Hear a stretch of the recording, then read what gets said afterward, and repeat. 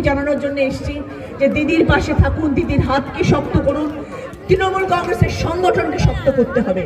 তৃণাঙ্কুরের পাশে থাকবেন, তৃণাঙ্কুরকে জোড়া ফুলে ভোট দেবেন, এটা আপনাদের কাছে জোড়া ফুলে ভোট দিয়ে তৃণাঙ্কুরের হাত শক্ত করবেন।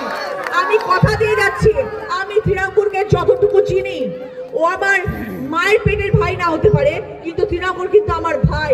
সবার সামনে আমি বলে দিয়ে যাচ্ছি, ও কিন্তু ভাই, এবং আমি আপনাকে কথা দিয়ে যাচ্ছি, ও ভালো ছেলে, ও মানুষের পাশে থেকে কাজ করবে, মানুষের জন্য ও কাজ করবে। ওকে সুযোগ দেবেন, জোড়া ফুলে ভোট দিয়ে দিদির হাতকে শক্ত করে তৃণাঙ্কুরের পাশে থাকবেন। দেখবেন আগামী দিনে নোয়াপাড়ার বাসিন্দারা ভালো থাকবেন, খুশি থাকবেন, আনন্দে থাকবেন। এটুকু কথা দিয়ে গেলাম।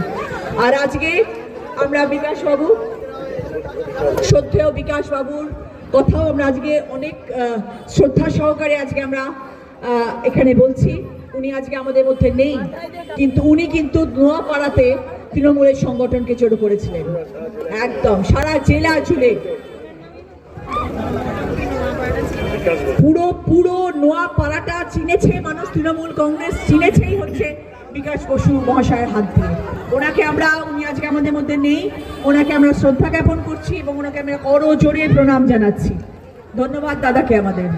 এবং আপনারা এই বর্ষার মধ্যে, এই বারিশের মধ্যে রয়েছেন সবাই দাঁড়িয়ে, ভাই বোনেরা আমার, আর বেশিক্ষণ তোমাদের সময় নেব না। তোমাদের সবাইকে ধন্যবাদ। আমার কিছু নাম বলতে বলা হয়েছে, নিশ্চয়ই বলবো।